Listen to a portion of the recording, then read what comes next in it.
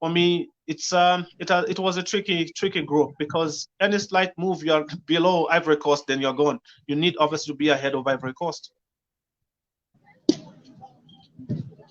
Okay, that's it. But there were some people saying that Zambia defeated Ivory Coast just because there are some main players of Ivory Coast that did not come, such as Wilfred Zaha, such as some other players.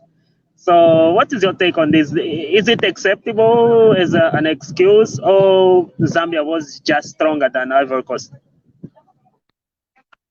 In football, the team that plays obviously is the team that you have. So you will never change the result because Zaha didn't play. So I think when we look at the head-to-head between Ivory Coast and Zambia, I feel Zambia still is very strong over Ivory Coast in terms of the head-to-head because they have managed to at least outclass them at least 6 or 7 times or so, if my memory serves me right. And Ivory Coast could be on the third trajectory. So Ivory Coast should be more of a hungry team playing Zambia, and they will all means try to beat Zambia because they have not stood at their best against Zambia. Remember 2012?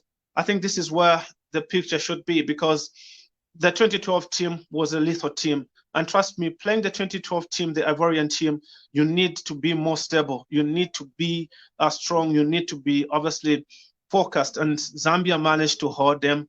Zambia managed to at least find to win the Africa Cup of Nations against the best team on the African continent back then. When you talk about we talk about DJ Drogba, Zakora, talk about Yaya Toure, talk about Carlo Toure, talk about Max Gredo and the Bali, talk about they had the whole team that obviously you'd want to have by that time.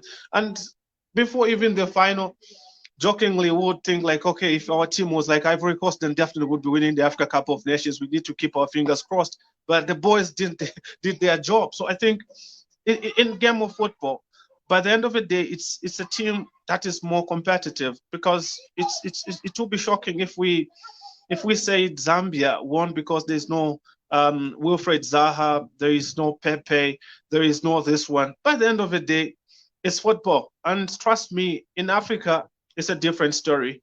We have seen obviously better players that are performing better now in Europe, and they have not done so much on the African continent.